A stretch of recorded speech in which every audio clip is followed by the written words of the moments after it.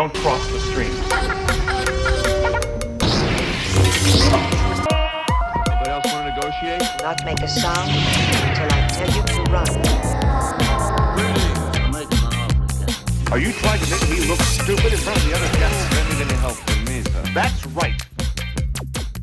Hello and welcome to Is It Streaming, the podcast where we pick a movie from the endless queue and help you decide if it's a hidden gem, a waste of time, or worth adding to your watch list. I'm your host, Kevin Rossi, and as always, I'm joined by both my co-hosts, Silvia Graziano and John Mostich. Today we are discussing the 2006 ensemble crime thriller, The Departed, directed by Martin Scorsese. This film was nominated for countless awards, including 5 Oscars, and went on to win 4 of them, including Best Picture, Best Director for Scorsese, and Best Adapted Screenplay. Adapted, mind you, for William Monahan, and Best Film Editing for the amazing Thelma Schoonmaker. This film was shot in April through September of 2005 and had a budget of $90 million. It would go on to gross over $290 million worldwide at the box office, not including DVD sales. As of the time of this recording, you can currently watch this on HBO Max. Okay, John, before getting into The Departed, give us your history with this movie. Is this a rewatch or a first-time viewing for you? Also, let us know your initial thoughts. I am pretty sure I probably watched it back on HBO when it was HBO. Way back when. 6 months ago? It was like many years ago. I think I watched it right about the time that The Town came out, which is kind of very similar in style. So it's been a while since I've seen this one. And then I watched it again today. Nice. Okay, Silvia, same question to you. I watched this back when it first came out. Was it 2006? I loved it then. Watching it again, it was quite nostalgic. So listeners, you might not know, but all of us are Massachusetts based and actually somewhat Boston based. So yes, this is a near and dear film to us, and all of us probably recognize multiple locations that this film is shot. Oh yeah. I'm going to say I lived in Southie, so I think I'm the only one that lived in Southie. Is that right? Did you drop your R's on the weekends, John, or were you... when I tried to get a few roles, I would say Charlestown, even though that's not in Southie. But I were like 2 fucking people. I believe I lived there back when they were filming Good Will Hunting is roughly the time frame. So. Oh, right around that time. Okay, yeah. No, that was the time when many films were getting made in the Boston area. I don't remember seeing this movie in the theater, but I'm pretty sure I did. I definitely bought it the first week it came out on DVD. I liked it then. I didn't think it was like of the quality of like Goodfellas, obviously, but I think I do like it more now than I did then, especially after doing a deep dive. I'd have to say I agree with you. And there's been a lot of talk, right, about The Departed. Everyone's like, oh, he got that Oscar. Marty got that Oscar. Because people felt bad. They're like, we're giving it to him for the wrong film. There are so many much better films that he made. I'd give him to half a dozen other films before this one. I know, right? By all means. So I think the Academy just felt bad. And, and they should have. They should have. But I don't know, watching it again, I'm like, I think I'm liking the film more. I appreciate it. You know? And it for sure has phenomenal acting in it. There's towering performances throughout.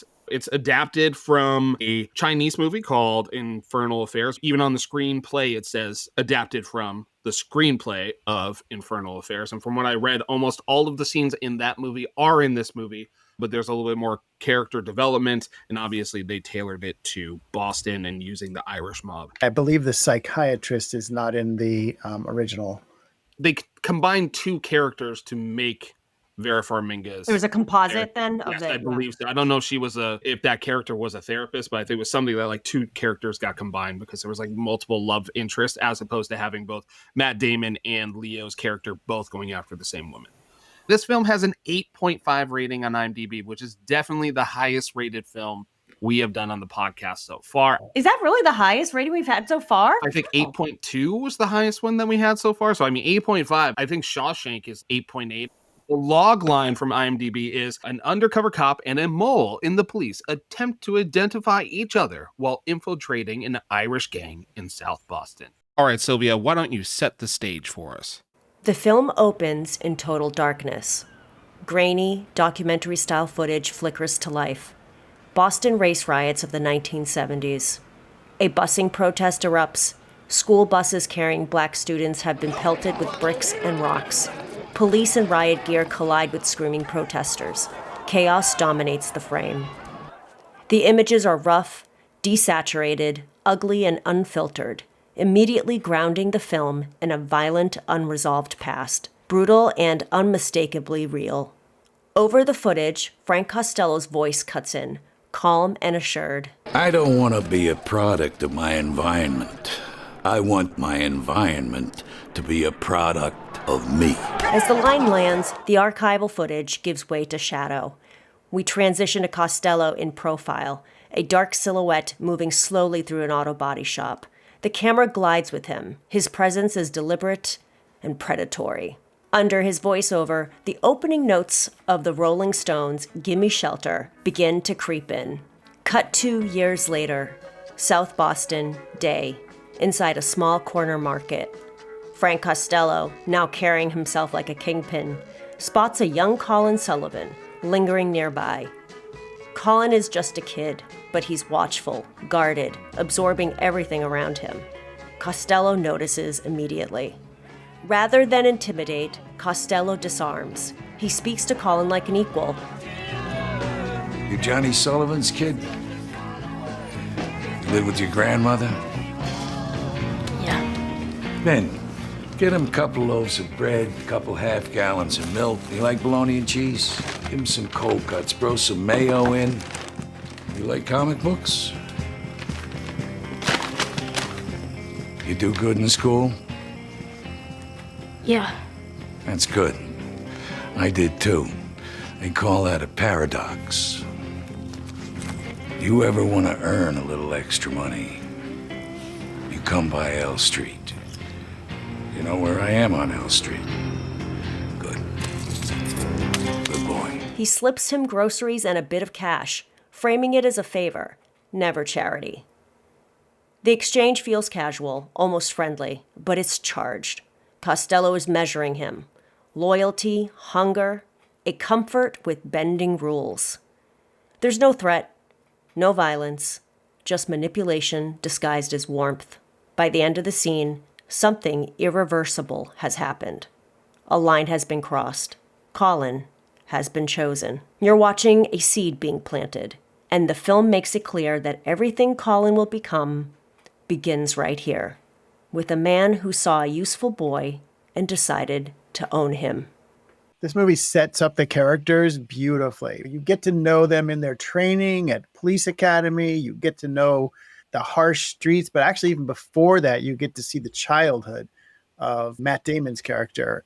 Just seeing like, oh, this is a kid who's just trying to get a few extra bucks. And a smart kid at that too. Not like a down and out type of kid, which typically that's kind of the trope, right? And that's not really what this is. When Jack Nicholson introduces himself, he asks if he is good at school. And then Jack Nicholson says, so was I. They call that a paradox. It's a great line. The fact is, they're both very smart, but Sullivan was raised by his grandmother. I don't know what happened to his parents. We don't really learn anything about that, but he doesn't seem like a bad kid. He's quiet, and it's just Frank noticed him one day. And John, I'm curious, what did you think of the very opening sequence where it says Boston some years ago? Yeah, I mean, first off, just looking at the scenes, they actually show at one point the bridge, the new bridge in Boston, which I don't know the name of, but the Piano Bridge, I think I always call it. So that kind of dates it specific, but it does feel a little bit more before you see that bridge. It could have taken place in the 70s or 80s. They don't do a lot. I mean, they're all driving old Cutlass Supremes and things like that too. So they don't really give away the time. And again, until you see that bridge, but it definitely feels, I would say like the some years ago was so fitting of a phrase, because you could have put that movie out in 1995 and said some years ago, and it'd be like, yeah. And you could put it out in 2025 and say some years ago and say, yeah, that's like 5-10 years ago. Southie has that kind of look and feel to it in different places. So Jack Nicholson does say, he goes, 20 years after An Irishman couldn't get a job, we had the presidency. So I'm wondering, is that opening scene like in the early 60s? Because obviously, you know, I think Kennedy was killed in 62, I want to say. He obviously is younger then. So I'm wondering, this is supposed to take place in the early 2000s because there's only flip phones. So I'm like, could he be 40 years older from that thing? Because I mean, he probably is in his 70s, right? You actually nailed my alternative for our Spotlight series person today, the flip phone. because there are so many flip phones in this movie. That absolutely dates to that kind of early 2000s time frame, right? We can't be talking about the 80s because No, definitely not the 80s. Definitely not even the 90s, because it would have been brick phones, gigantic phones. Oh, right? that's true. But late 90s, I think I had my first flip phone. You know what the other thing I thought was funny is that kids or people today would have no clue about? There's a famous scene where Leo is with Costello and his men, and Leo is the rat or the mole, I should say, for the police. And he's texting in his phone inside of his pocket. 1 has ABC, 2 has DEF. I used to be able to text doing that because you hit A 3 times to get C. You would not be able to do that scene nowadays unless he did like talk to text or something like in his phone and like hearing everyone talk. It is kind of crazy when we look back at films like this and you're like, oh my God, that tech was so advanced back then, right? It was just what was there. It's kind of a timeless piece. It really is, because there's always that cat and mouse, those police, the criminals, there's the weaving of the different characters, could really play anytime. Obviously directed by Martin Scorsese, probably the greatest other than, Francis Ford Coppola to do gangster films. He's covered mainly Italian mafia, Goodfellas, and Casino. This is his first Irish mob film, the second one being The Irishman. But this was definitely his first foray into Boston and the Irish mob. It was also the first time that he had worked with Jack Nicholson. I always wanted to work with Jack Nicholson, be in a film, and I offered him the part, and then he said, give me something to play. And he was right, because the way the script was, a Bill Monahan script, which is a very good script, but the character of Costello was still presented as your generic big shot gangster. He hears this young kid in town who just beat up somebody in a bar. He calls him in, checks him out, and then he says, come and talk to me. Because he looks at him and says, maybe I can use this kid. We've seen that scene many times in Westerns, in gangster films, because it's very truthful. That's what happens. You could do it in business, too. Suddenly you make a big hit with something and everybody calls you. And they want to see what you can do for them. In this case, it's the underworld. And there was a scene where he's eating a lobster lunch, it said, in his apartment. And he has this kid come in. The basic line was, what can you do for me? What, you want to work with me? You're a tough guy. What can you do for me? I'd seen that scene many times. And Nicholson said, what if, call me, and said, what if, while we're at lunch, on the table, in a little plastic bag, is a severed human hand? I said, now that's a job interview. And you never mention it. Don't even discuss it. We went off on a whirlwind of the fact that Costello would be losing control and, in a sense, losing his mind, really. That's something that was very controversial at the time. Some people went with it, some didn't. But the thing was that I was around a situation like that when I was growing up, where somebody very powerful, who was eventually killed in 1968, was, in effect, losing his mind and killing people. An atmosphere of fear that I saw around that area that was what I wanted to capture in Departed. I knew, Scorsese grew up in New York, but I was like, who is he referencing that was murdered in 1968? That he had some background, like at least knowing mob figures, which obviously then kind of explains why he would be so drawn towards mob. It's kind of hard to avoid, right? He grew up in was it Brooklyn, the Bronx? Somewhere in New York. Also, another film to go check out is his documentary called Italian American, one of his first films.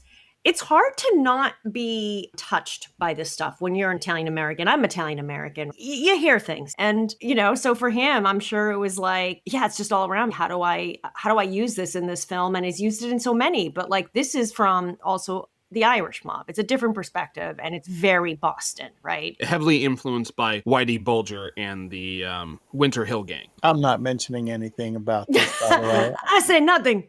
I say nothing. I mentioned I grew up in Southie. I'm not going to talk too much about this. And I'm evidently the information person. He grew up in Little Italy in Manhattan. Did he? I thought it was honestly the Bronx or like Brooklyn, but in Little Italy, really? Oh. It's my sources tell me. Love that. Well, now you ratted, John. So I ratted. I'm the rat. So do we want to get into a little bit more of stories about Jack Nicholson? Because I have a really fantastic story from Matt Damon. Pretty much it goes over the influence of Jack Nicholson on his role and also his ability to write for his characters. Actually, when I did The Departed, I was in this rehearsal in pre-production, and it was just me and Jack Nicholson and Scorsese. And we had a few hours together, and at one point, Marty got up to either use the bathroom or have a cup of coffee or something, and it was just me and Jack in the room. And he turned around, and he goes, I never would have made it this far in my career if I wasn't a great fucking writer. Really? Yeah, out of nowhere. And it was the most, and I went like, and it was like everything clicked into place. And I went, of course, like, how do you have a 40-year career? Right. Without being able to put your own kind of imprimatur on something, or, understand. Fix it. Yeah, fix it or not touch a comma of it. Right. And, you know what I mean? And, he knew it. And be more often right than wrong. It's like, it's because he was a great writer. I'll give you one story. I mean, I've probably told you this because it's one of my favorite. It was my favorite thing that happened on The Departed about a scene that I was not in, but he was. And the scene said, it was 1/8 of a page, and it said, Costello, which is the name of his character, Costello executes man kneeling in the marshes. Mm-hmm. Right, so you go, okay. Now, if you most people look at that and they'll go, all right, it's going to be one shot. That's going to be an hour of work, and and that's all I'm doing that day or whatever. He looked at that and he goes, okay, I can do that, but I think I can make it better. And so he's telling me this story. He goes, so what I do is. He goes, I come from the Roger Corman school, so I'm not going to add any time, and I'm not going to add to your budget. But instead of a man kneeling in the marshes, I make it a woman. And I go, oh, okay. And he goes, so I'm going to execute a woman, but I'm not going to be alone. I put Ray in the scene with me, and that's Ray Winston, who plays kind of his right-hand man, this brilliant English actor. And he goes, so I put Ray in the scene with me. And I do the thing, and I shoot her in the back of the head, like it says in the script. But if you leave the camera rolling, after she falls, I turn to Ray and I say, geez, she felt funny. Now that's a really sinister thing to say. Because it means I do this a lot, and there's a way people fall. Right. And she didn't fall that way. And I go, oh, I get it, man, I get it. He goes, now, you could end the scene there, but if you leave the camera rolling, Ray steps forward, and he reveals that he's holding an axe. He's going to chop her up. Oh, man. Now, you could end the scene there. He goes, but if you leave the camera rolling, I turn to Ray and say, wait, I think I want to fuck her again. And he goes, now that's a very sinister line. And I go, I get it. It's really, really, really disturbing. And he says, now you could end the scene there. But if you keep the camera rolling, Ray stops and looks at me. And there's a pause. And I go, He goes, and that's a sinister thing to do because we're making a joke out of this whole thing. And I go, yeah, I get it. He goes, now you could end the scene there. But if you leave the camera rolling, God. Ray says, Francis, you really ought to see someone. And so that's what they did. He took this 1/8 of a page scene and he did all of that. They end up taking out I Want to Fuck Her Again. That was great. I was like, that's such a good story. And also, Matt Damon does a pretty good Jack Nicholson. I like Damon a lot. I think he's a good actor. I enjoy watching him on screen. And that scene is very effective. It works. It is very, it's troubling. You know what? That was one that like stuck with me for sure. Like when I'd previously seen it, like I remember that part in there and I thought it was like a much bigger scene. And I also didn't realize that's like almost at the top of the movie when they finally get to present time, like within the first 10 minutes of the film.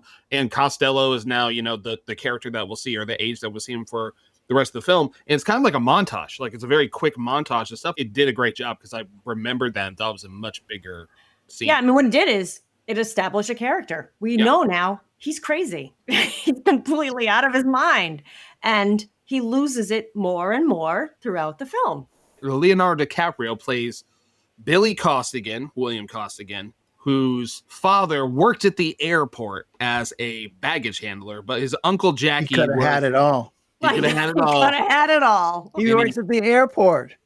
You saying he had nothing? No, I'm saying he worked at the airport. Yeah, such a great scene. But yeah, then I guess his uncle Jackie, who... Alec Baldwin, who plays the Special Investigations Unit captain, I believe, he at one point says he was a small-time bookie, but in the film, they make it seem like he was a much, or at least when Jack Nicholson and his right-hand man, French, are talking about it, they make it seem like he's much bigger part of the Irish mob than just a small-time bookie. He was very well known. Billy Kosky and Leonardo DiCaprio, he's kind of the straight and narrow, right? Very smart guy, just like Matt Damon's character. But once he gets rejected from the academy, he gets to meeting with Queenan, who is the actual Boston police captain, played by Martin Sheen, fantastic actor who we featured on. We had him in Wall Street, which we previously talked about. Playing next to him, Detective Dignam, which is played by Mark Wahlberg. We have a question. Do you want to be a cop, or do you want to appear to be a cop? It's an honest question.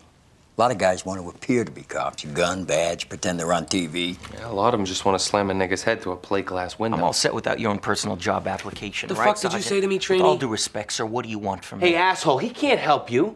I know what you are, okay? I know what you are, and I know what you're not. I'm the best friend you have on the face of this earth, and I'm gonna help you understand something, you punk. You're no fucking cop. He's right. We deal in deception here. What we do not deal with is self-deception. 5 years from now, you could be anything else in the world, but you will not be a Massachusetts state trooper. You sure of that? I'm sure of that. Guaranteed. You got 1,400 on your SATs, kid. You're an astronaut, not a statey. You don't have much family. I don't have any family. So is this a good time to play Who Had a Real Boston Accent? Yes, I would love to play that game. Why don't you lead that game, John?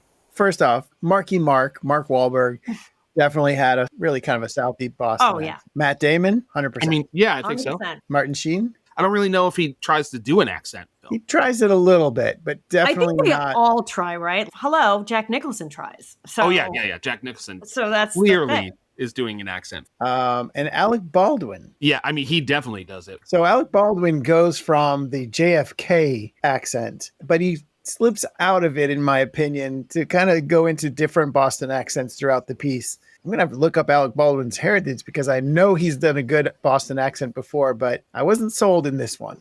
I think that's the issue that some people have with the film.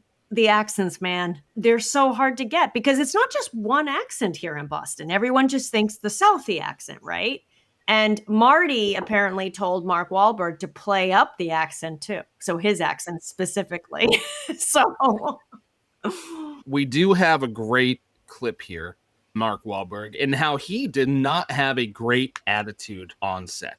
Well, I was a little pissed about a couple of things, but look, it all worked out in the end. I think. What are you pissed at? You don't know Martin Scorsese movie. Well, originally I was supposed to play another part. Originally I was supposed to get paid, and originally I was supposed to be, in. And then even when we kind of agreed that I would play Dignam, and I saw the advantages of playing that part, and how I would approach the situation with everybody else playing opposite me. I had another movie after. So I just finished Four Brothers and I was going into Invincible after. I was trying to grow my hair out, which is why I had that weird hair. Everybody's like, what was that wig about? I was like, I was not a wig. I was just trying to grow my hair for the next film. Right.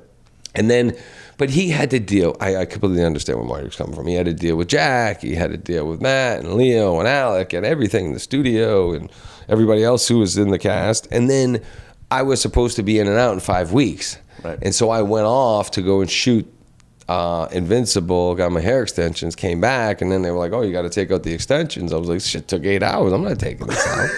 So we had a couple of issues, but, ultimately, I think when I read that particular role, I was like, okay, this is a good role. This is an opportunity for me to really kind of go off and have some fun. For me, originally, I was just thinking, okay, we got to make this as realistic and credible as possible. It's Boston, it's gangster shit. You don't see too many of those movies. And I was thinking kind of broad, big picture, not necessarily my own individual goals or even the opportunity for me as an actor. And then when I read the part again, I was like, okay, there's something here. What other role could he be playing for the time frame of like his age? I mean, it would probably either be Matt Damon's character or Leonardo DiCaprio's character, right? DiCaprio's. Was it DiCaprio's? And so he was pissed about not getting that role, but then at the same time, he was incredibly busy, right? He was saying his time was super limited. The audacity to think that you're going to get that role over Leo. Meanwhile, they've already done multiple films together. Hold the phone. All right. So now here's a little name drop. I was a body double for Mark Wahlberg for a film shoot one time. So I have a special place in my heart. I thought he did phenomenal in this movie. I thought he was great. fantastic. He's the only person that got nominated for an acting Oscar in this film.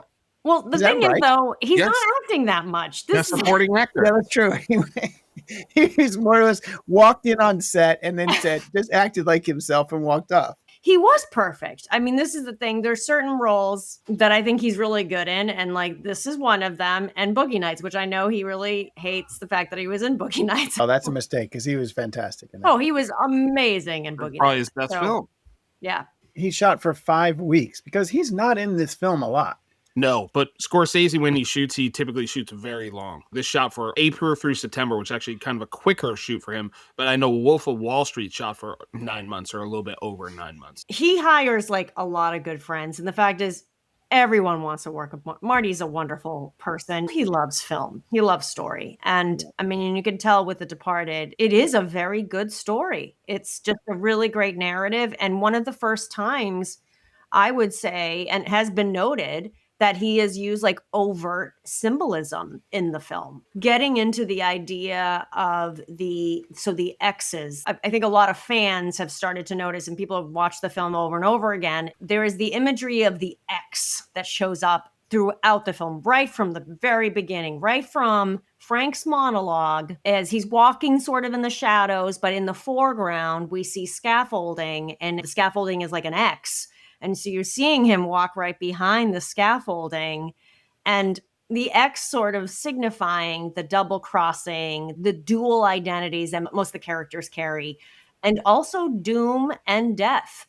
And that was inspired from one of his favorite films, the Scarface film, the original Scarface film that came out in the 30s.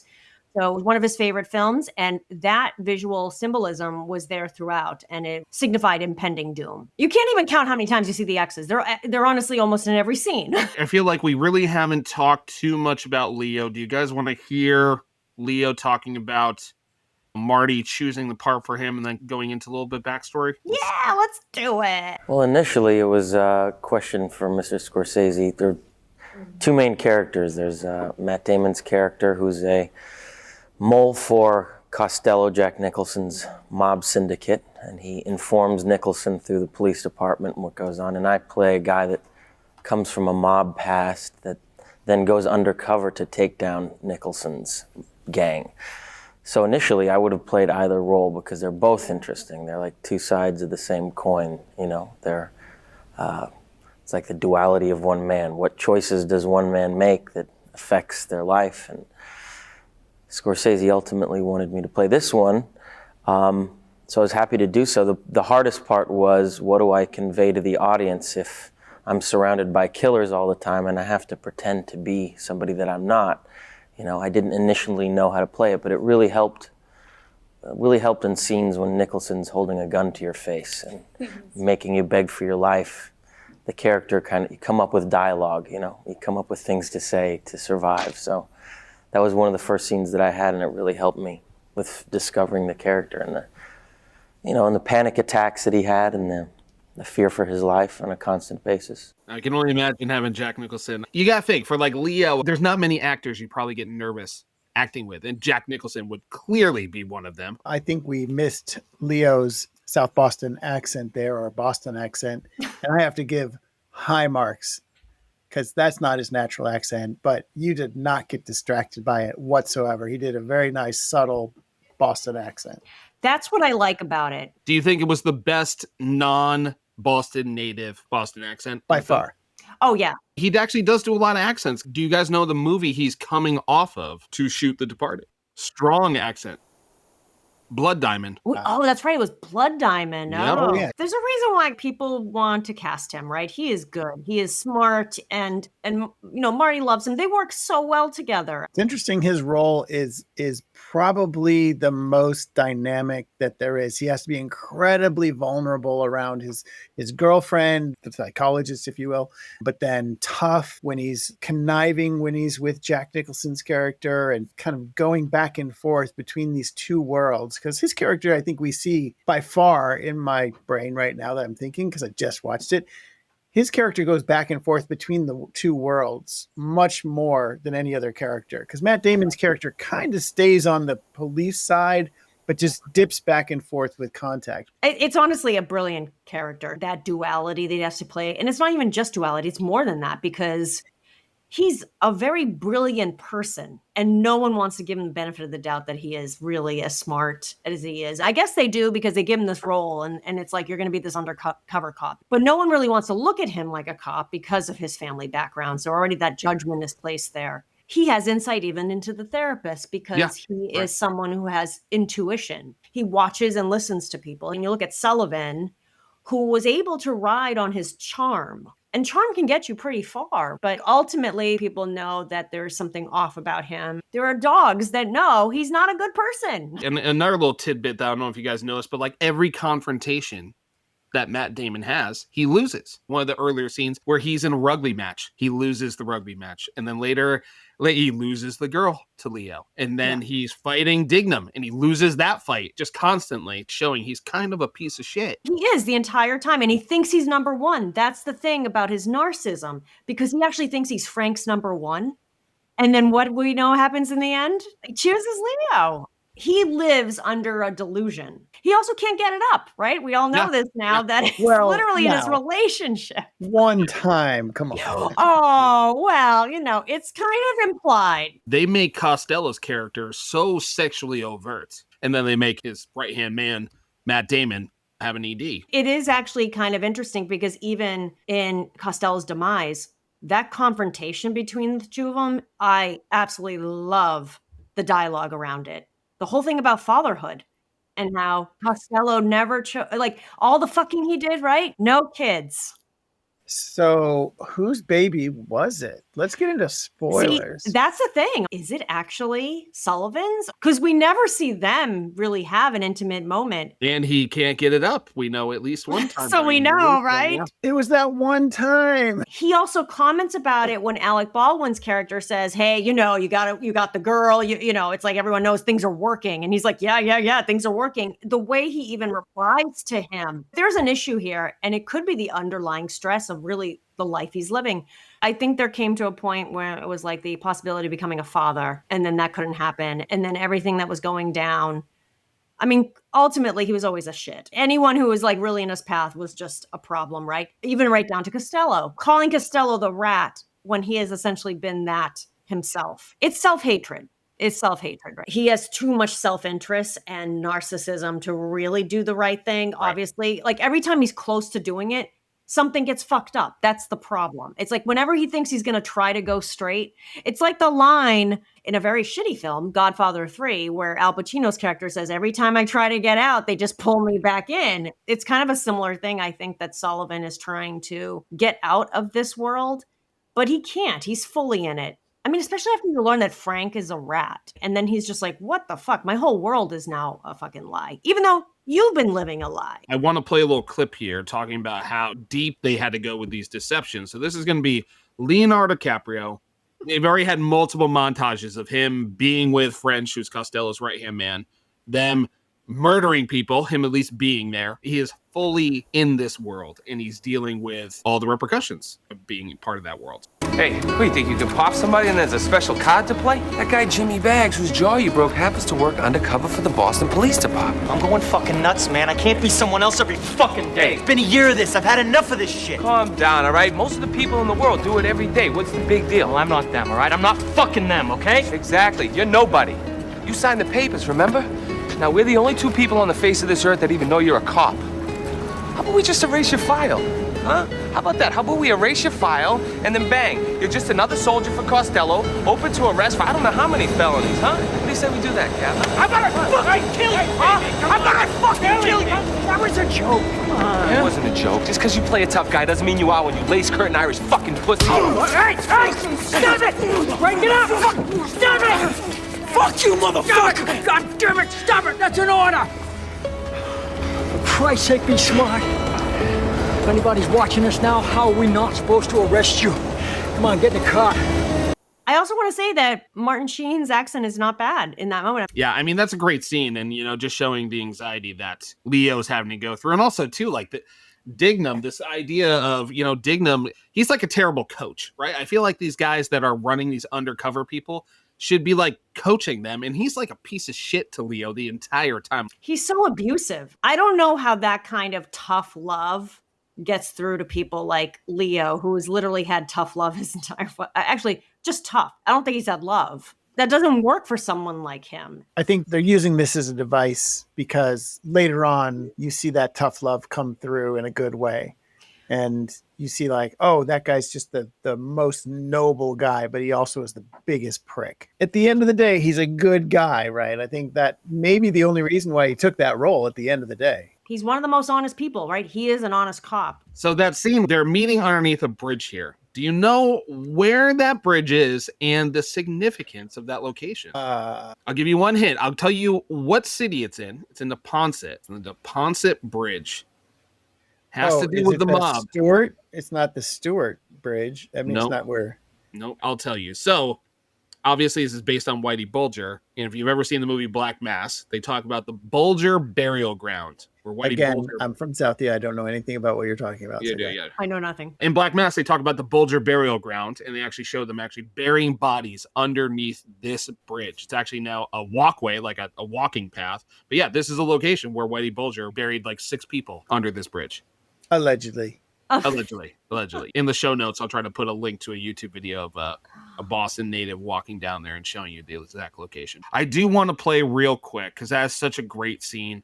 I want to play after they get into the car. And I believe this is the scene that was one of the promotional scenes where they were highlighting Leo's acting. Costello, huh? I mean, what's wrong with taking him on any one of the million fucking felonies that you've seen him do or I've seen him do? I mean, he murdered somebody, right? The guy fucking murders somebody and you don't fucking take him. What are you waiting for, honestly? I mean, do you want him to chop me up and feed me to the poor? Is that what you guys want? Yeah, well, that might stick. Will you shut up? We are building a case, and it takes time. You know that. Something's wrong. I'm telling you, something's wrong. Yeah, maybe. Look, I need you to keep your ears open, all right? No bullshit. I think Costello's got a spy inside the Special Investigation Unit. You serious? I'm afraid so.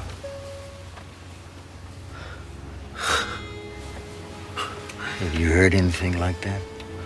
Oh, Jesus Christ. Hang tight for me, kid. Just a little while longer. We are this close. No accent from Sheen there, though. No, he did kind of lose it. You're like, man, you can't drop this shit. They filmed on Wednesday. It was great. Yeah.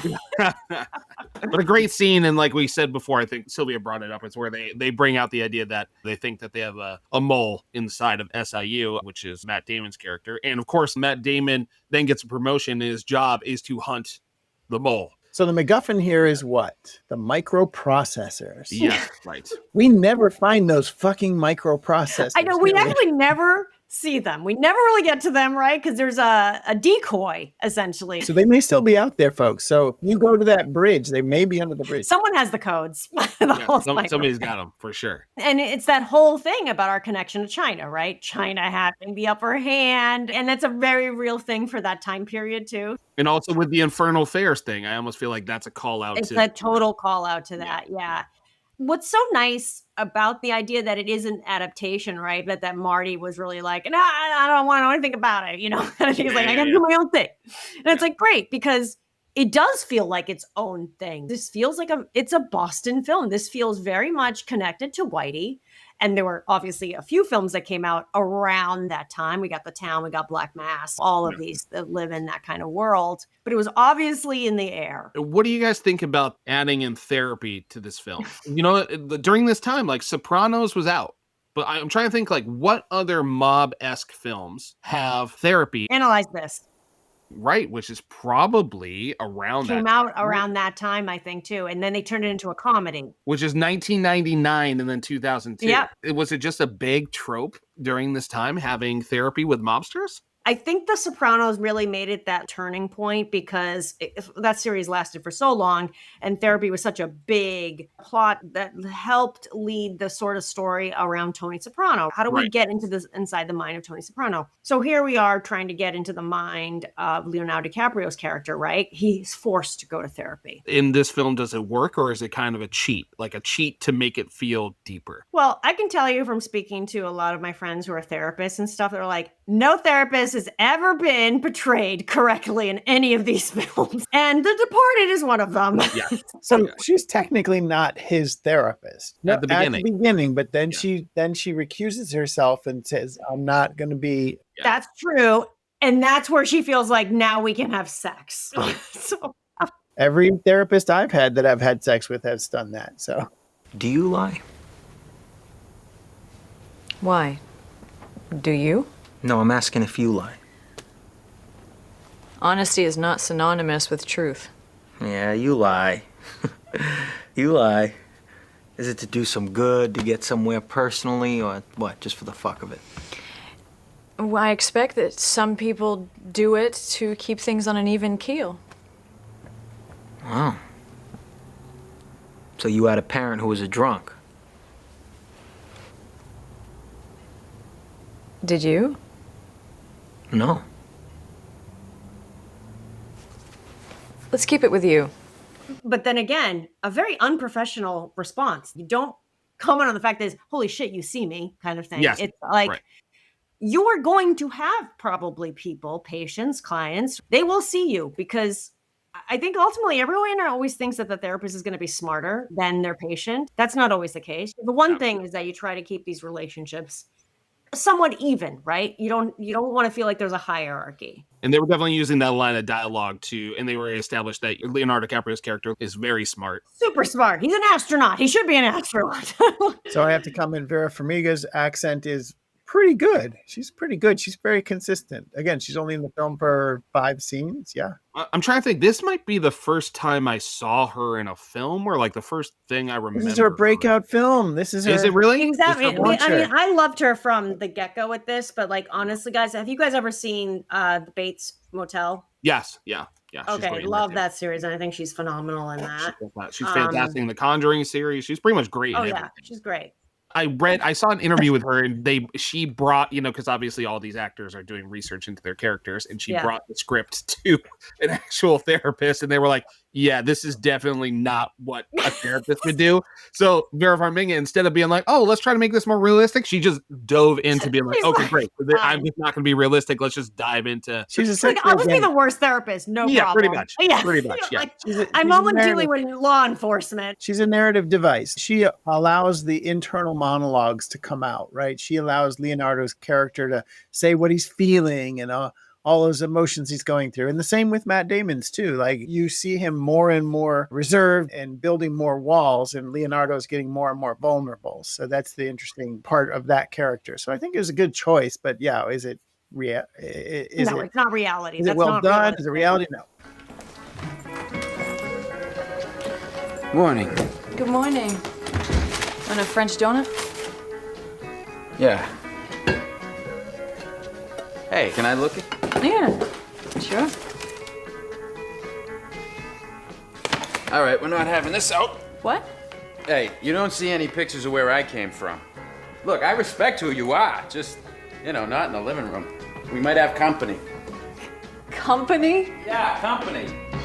What do you think that narrative device is? Like, what is that establishing? Is he worried that, like, someone from Costello's crew or Costello would show up at his apartment and know more about his love interest? Or, like, what do you think that is?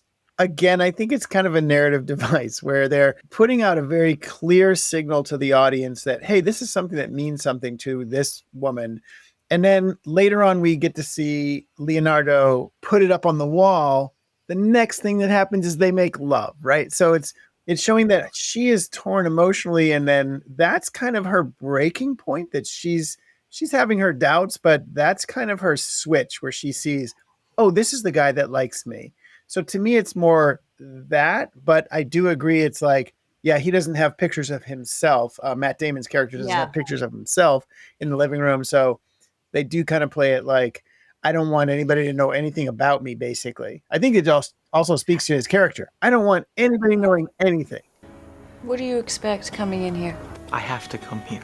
I know you have to come here, but now that you're here, what do you want? You want the truth? Valium. Oh, you know, if you lied, you would have an easier time getting what you wanted. What's that say about what you do for a I living? just think we should have a few more meetings before we even talk about prescriptions. Look.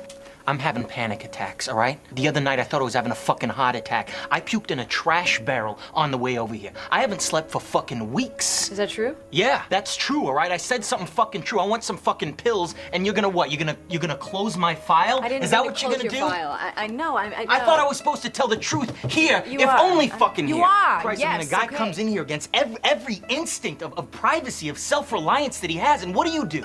What do, huh? You send him off on the street to score smack? Is that what you do? You're fucking ridiculous. All right, so John, what's the narrative device here? He's just treating his therapist like a punching bag. He's so high-strung, he can't really get any of his emotions out. But I mean, beyond that, what do you think, John? Well, I mean, her character is definitely sees the need to go after needy men. Clearly, both men have needs, right? Are broken. I agree with you, but do you think the need comes immediately, or do you think it's one of the main features of the attraction that she has to Matt Damon? Because I think he over projects himself as being like a dominant character, which we find out he isn't actually. Like Silvia said earlier, the dogs can smell it. The dogs know, Right. and they're barking. They're like, "There's something wrong here. There's So she something," knows. and we see him going on the porch later on. I think it might be after that, but where she knows something's not right. But in this scene, Leo has, I like calling him Leo now. Leo has said he's being honest with her, right? And he's telling her the truth, and all those words are actually real. And I think, just like the dogs can smell out the falseness, the dogs can smell the truth here. So she follows him out, knowing that he is a good person, that he's trying, that he's hurting. So when I think that's right. Am I correct? She says she can't be his therapist right after that, right? Yeah. Yep. And his immediate reaction to ask her out, clearly she said yes. Yeah, right. Yeah. So, I mean, she basically, I think it just shows, again, a narrative device. They needed this character to be close with him. They didn't need her to be distant or a therapist that just said, "Oh, well, tell me more about your dreams." It had to be something that he was drawn to her and she was drawn to him. So there was a mutual trust. And the trust actually comes through at the end because he has to trust one person and he only trusts her. Silvia, what are your thoughts? I agree. And I think that there's already a kinship between the two, the whole spotting the drunk parent thing. And so the unprofessionalism around that is that you don't connect to your patients because you have the same toxic kind of traits or background. And so this is why this whole thing is so unrealistic, but I get it. It's a narrative device here to kind of get us to what we need to know about Leo's character and really what we learn about her too. She can't see him because there's obviously some attraction there and it could be more of a toxic kind of connection. Right. But there's also this like truthfulness about, I mean, he is very honest. He bullies her with the honesty. And it's a very kind of abusive way of how he tries to get this across to her. It worked because like they end up being in a relationship. But I agree with John. I think that we needed to have this connection because how else would we have it other than an internal monologue and we wouldn't be able to get it. John brought up a great point. At the end of the day, he's the one that she ends up trusting the most, right? Because we eventually find out that Costello is informing to the FBI. And not only that, but he's also making recordings of his conversations with Matt Damon and who knows who else. And at the very end of the film, he sends a copy of one of the recordings to her and says, if I ever die or, you'll pretty much know when you need to play this. It's actually kind of amazing how everyone trusts him on both sides. I got an informer in my outfit. Cop. Stades, Boston Police Department. I'm not sure. Jesus Christ. You sure it's not the FBI? Yeah. It ain't the FBI. Ex-wife girlfriend? Or stupid? That is what brings you down this business. Stupid, huh? Well, I guess that leaves me out. You know, past a situation like this, I kill everybody. This is the scene in my mind where he decides that this is the guy he's going to trust. You see him at the end of his rope right after this scene. But it's ironically where Jack Nicholson's character is kind of fallen in love with him and trusts him even more than, I think, to me, he intimates that he thinks Mr. French might also be a bad guy. I mean, because he convinces him to think that way. He's like, what about these guys that are all around you? They've been around you for so long. You don't think they want a piece of this at this point? Who thinks they can be you better than you? Exactly. Yeah, so he does a nice job of like showing him like, hey, I don't want to be you. Put suspicion on everybody but me. He's the perfect man for this role. I don't think Sullivan could have done it. He's more charismatic, but he's not smart enough. Yeah, I'll go back to that because they established that charm early where all the girls in the office say hi and he walks through and says, hey Sherry, hey Becky. Yeah. You know, and Leo's true love is the guy he went to academy with, right? Right. Yes, exactly. The whole thing is he wants his identity. And that's what's so sad. He's like, I just want my identity back. And he's lived so many different lives now and so many different versions of himself. You're almost wondering, does he even know who he is anymore? I'm going to blow your minds a little bit because I was thinking about this earlier when we were talking about the pictures and the pictures in the room. Leonardo DiCaprio, give the full title here. Mr. DiCaprio. He wants his life back. He wants what he once had. But Matt Damon's character never had a life. Right. Costello was his life. That's all he knew. He only was that. He never had a life to want back. Yeah. So that to me, the pictures kind of resemble that. Show that in clarity that he doesn't even know who he is. He's just there for Costello. Even his psychologist girlfriend is fiction. He lies to her. She does not know who he really is. He has to completely not be anybody. Yeah. And he lets Costello dictate who he can even be with. You realize Costello controls everything. And even when Sullivan tries to take some control, Costello lets him know, I'm sorry, are you telling me what to do? Did you forget who your boss is? And also to do the full character arcs here, I think we established that initially Leo, Mr. DiCaprio, his initial goal is to like do the right thing, right? Like he wants to make something of himself. He wants to do the right thing. He knows his family is deeply entrenched in the mob, you know, so he wants to do the right thing. By the end, he just wants his life back, right? Like what is that his ultimate motivation, you guys think? I mean, he says it quite a few times. I mean, he's very much like Costello, where he looks at the police as just as bad as the mob, right? He doesn't really give a shit about being an officer again. He wants his life back. He realizes that his life is not being an officer. It's his girlfriend. It's being from Southie. I mean, whatever tied him to something that I think felt real and true, and he has not had something real or true in how long? Because he's apparently been undercover now for over a year, right? I can't imagine what that does to people psychologically. So I do understand having to go to therapy, right? You're playing these like dual identities and it's got to make you a little crazy. And I think it's got to make you a little homesick for maybe something you used to have, even if it didn't feel quite right. And you have Sullivan, I think, wanting something too. He wants a home life. Right before he kills Costello, he has that conversation, all that fucking and no kids, right? And he's been betrayed at that point. Because, he's been betrayed at that point because he knows that he's been making recordings. He knows he's been talking to the FBI, and he's like, oh, did you have recordings of me? Did you rat me out to the FBI? And Costello says, oh, I never ratted out anybody that wasn't going to get it anyway. And then he goes to shoot Damon, and then Damon shoots him first and kills him. So it's like at that point, I mean, what's his motivation there? Because, I mean, we do have a couple extra scenes after that, right? We have the final showdown, right? Which is where Leo knows that Matt Damon is the rat, and they meet on top of the apartment complex on the roof, and he calls his friend from the police academy, and he has Matt Damon, and they get to the elevator, and then once they get out of the elevator, it's Matt Damon's friend, who is also a rat, which he didn't know, which is part of his crew inside the SIU, shoots Leo, Mr. DiCaprio, right in the head, which honestly, when I saw it, I was like, what the fuck? That's a very, very important moment in this film where you don't often have a megastar die who is the hero, quote unquote hero. That is a powerful, powerful moment. And it's very much a surprise moment. When the doors open, I think you do expect something's going to happen, but you don't expect that. There is an X that appears in the elevator right before that scene. There you go.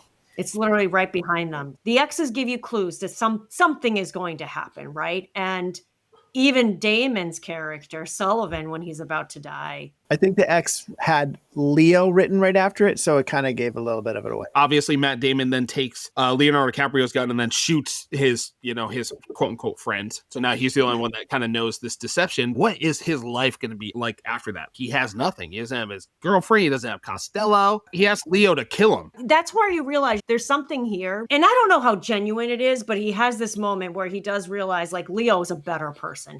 I think he knows that for sure. Leo's a better person. What's crazy is that he can never get Frank out of his mind. One of the last scenes we see with him, so the elevator doors open, he gets to his apartment. It's that whole scene with the dog. The dog does not want him to fucking touch him. And there's an X on the floor. The carpet is all X's. Interesting. And the groceries he's carrying are literally the things that Frank told the guy behind the grocery store to buy. He's still buying the same groceries that Frank told him to buy from the very beginning. And it's that image where the milk gets spilled, all like the shit just falls on the ground. After Mark Wahlberg shoots him. Exactly. Second important moment. He's got his little booties on. No one can know he's there, right? Because he's a good cop. He's a good cop. Yeah, he figured it out. Well, I mean, he does murder a guy in cold blood, so I don't know if I'm good. He figures it out. He even calls him a rat fuck when Matt Damon gets promoted. He says, I run rat fucks like you. You can't trust anyone in this film. That's the Absolutely. whole point about the double crossing and the symbolism of the X. It's literally everywhere because everyone is living a false life. So Mark Wahlberg is like a schnauzer who can figure out. Yes. Yes. Yes, very true. And speaking of rats, what's the last thing we see before we cut to black here? Oh, man. That's one of the things I don't like about the film. So we see a rat running along the railing of the balcony of his amazing apartment overlooking City Hall. It's like, it's just a little, you're like, Marty, come on. That's the one thing where I'm like, we didn't need that. I think we got enough. Like, But what you didn't realize, Sylvia, is that rat is also a psychiatrist. So it's like love it. playing two roles. Love it. I think that's a great pivot, guys, to jump into our then and now section. It's our chance to explore whether the ideas, themes, setting in the film still work today. I mean, this film's almost 20 years old. What's aged well, what hasn't? Let's start with the rat. Okay, that rat has not aged well. I honestly don't mind it. I think it's fine. I mean, it's probably not the best moment in the film, obviously. It's definitely a little ham-handed, but so John, let's kick it to you. What do you think? Then and now. How does this film hold up? all right, so this is that moment we all enjoy. I saw it way back when.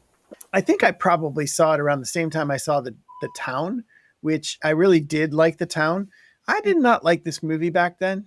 I thought it was kind of clunky. They tried to do so much. I think they could have streamed it down by like an hour. And I thought the performances were really, really strong, but too strong. I thought they were too strong way back when. Now, having rewatched it, I completely was right. I just think when I stand by my. That's when great. I watch it now, it's like every scene is an homage to itself, right? Here's what it is to me. There's not slow scenes. Every scene feels like it's the most important scene. So you never have these times where you're thinking or wondering or so forth. The dialogue is always way over the top. Again, the actors did a great job delivering on every single beat, but I just felt after the first 2 or 3 scenes, it's like, man, we need to take a break from all this quippy dialogue. So I just didn't like it a great deal. Do I give my rating right now? Is this a rating? Yeah, might as well give it a rating. Yeah. What's your 1 to 10 well. IMDb rating? I think it was about a 5.5. I think it was better than average. I know Sylvia's face right now is like in spasm. I mean, you usually give it 2.5, so this is dumb. I didn't give it too much. I'm shocked that it's over 4. I loved the performances. I thought they were great, but I think the writing to me was just too over the top. Admittedly, it may be because the Boston accent was a problem for me a lot of times, where it would fade in and fade out, and it would really throw me. Alec Baldwin, love Alec Baldwin in everything. Did not like him in this one. Sorry, Alec. You're welcome to the show as well. But, and also there wasn't a lot of him. So I just felt like there were so many characters that were fringe characters that were clearly just put there to move the pieces forward, but everything always was way too intense. So that's me. All right, Silvia, you're up. Well, I mean, Silvia, don't disagree with a word I just said. So this is the thing. Have you watched a film made by Martin Scorsese that had those kind of down? I mean, I'm just thinking Yes, about Goodfellas in Eyes general, Wide Shut. right? That was That's Kubrick. Oh, okay. So no, cut that out. Cut that out. Marty doesn't make those types of films. Well, Like- then he sucks. No, I mean, his stuff is all about the line of dialogue. Nothing stops. Like Goodfellas never stops. Casino never stops. Taxi Driver. Yeah, that's definitely One of his earlier films, though, but then he started to kind of change his style. Taxi Driver is a beautiful film. There's ups, there's downs, there's emotions up and down. John, are you more of a fan of Goodfellas and like Casino? Would you take that over this? Loved Goodfellas. Casino was good, better than this. Raging Bull, outstanding. Goodfellas, amazing. After Hours, loved it. Wait, you've seen After? Okay, I wasn't sure if either of you guys have seen After Hours. I love After Hours. I've never seen it, and we're definitely going to have to cover it on the podcast. Yeah, but that film doesn't stop either. So here's a difference too. It's not necessarily that the action doesn't die down, but the dialogue never stops in this movie. This is a very dialogue driven movie. Even though there are scenes, even on the scene where he shoots a person and they fall down, they could have just ended the scene, but we just heard, no, we wanted to add more and more words to that scene, which were really cool words, but every scene has lots of really cool words. So I always love his dialogue in his films. Some better than others, and I would say that The Departed is still not my favorite film by him. If we're talking about scoring this and stuff, like what did it get? Like an 8.5. 8.5. Yeah, no. I you got to give come this- somewhere between my 5.5 and the 8.5. Yeah, what do you give it? I give it about like a 7.5, a 7.8 maybe, because like John said, the dialects take me out, the accents, it's so hard because it is too close to us. That's the thing where we start feeling like when you make a film that's literally about our neck of the woods, we're going to judge you a little bit. Sorry. Mind you, none of us have a Boston accent because I'm not originally from Boston, but I've lived here for most of my life. But you know what I don't like about films that are set in Boston? They all have the same accent. It's always a Southie accent, and that's not the only accent around here. I have sympathy for both of your opinions. I agree. This is a long movie. It's like 2 hours and 32 minutes. When I was rewatching it today, because I was doing like my notes, I'm like, God, like there's a lot of shit in here. It's dense. Yeah. There's a certain point you're like, guys, I get the point. I do feel, though, I think all of us actually had the same opinion, right? Is that we do like it more now, even if John doesn't love it now. We like it a lot more now than we did originally. Would you agree, John? I'd say I like it a little bit more now. A than little I bit more, did. right. Just mostly because I can appreciate the crafts a little bit more. Absolutely. 100%. Same way. I don't remember this being like a mind-melting movie when it came out. I was like, oh, it's great. But rewatching it, I was like, the script is good. It's a little bit bloated. I mean, even in the stuff that I saw, like they added more scenes into this from Infernal Affairs. You know what I don't like about this movie, as opposed to Casino and Goodfellas, is that there's not a running narration, which I fucking love. Like his running narrations, which I know narration get kind of tired. Literally, you could watch Goodfellas, or you could just listen to Goodfellas. You could literally just listen to it. Casino, you could just listen to it. It's like an audiobook. It's fan-fucking-tastic. It did not have elements of that in this. The performances in this, especially Leo and Jack Nicholson, like Leo is murdering every scene he is in. There was multiple times where I was rewatching it where I'm like, God damn, this dude can fucking act. Like he can fucking act.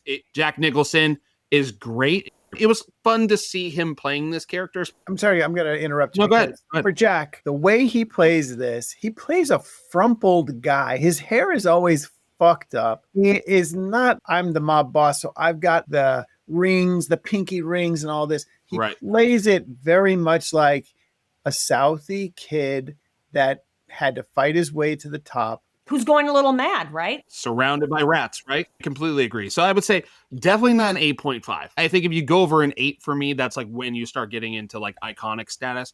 I would say this is a 7.95, maybe a 7.99, maybe even an 8 on a good day. Oh, you're getting close to 8. Here it is at streaming. We might not agree on everything, but we do choose one cast or crew member we all agree should be recognized for their work on this week's film. This week, we are choosing to spotlight Jack Nicholson. Jack Nicholson's career has spanned over 5 decades and has left an indelible mark on American cinema. His breakout role was in the 1969 generational film Easy Rider. He went on to win Academy Awards in One Flew Over the Cuckoo's Nest in 1975, Terms of Endearment in 1983, and As Good as It Gets in 1997. Nicholson built a reputation as one of the most versatile and magnetic actors of his generation. He could shift seamlessly from manic intensity in The Shining to cool menace in Chinatown, embodying characters with a complexity that always felt unpredictable, dangerous, but deeply human. His sly grin, sharp delivery, and his sheer presence made him not only a star, but a cultural icon. By the mid-2000s, Nicholson was already a legend, and The Departed, this week's film, gave him one more chance to deliver a performance that reminded audiences why. As Frank Costello, he exuded a mix of charm and menace, channeling both the devilish humor and unhinged unpredictability that had defined his best work. Many fans and critics view The Departed as his last truly great role, an explosive swan song of sorts before he eased out of the spotlight. Aside from the lighter crowd-pleasing The Bucket List in 2007, Nicholson never returned to that kind of towering, complex characters that had defined his career. Looking back, The Departed stands not only as a triumph for Scorsese, but also as one of the final chapters in Nicholson's unparalleled run at the top of American cinema. And listeners, that's our show. I'd like to thank everyone for listening. If you enjoyed the show, please tune in to our next episode when we discuss the 2025 horror action film Sinners. In the meantime, please give us a rating wherever you listen to podcasts. It helps a lot, and we really appreciate it.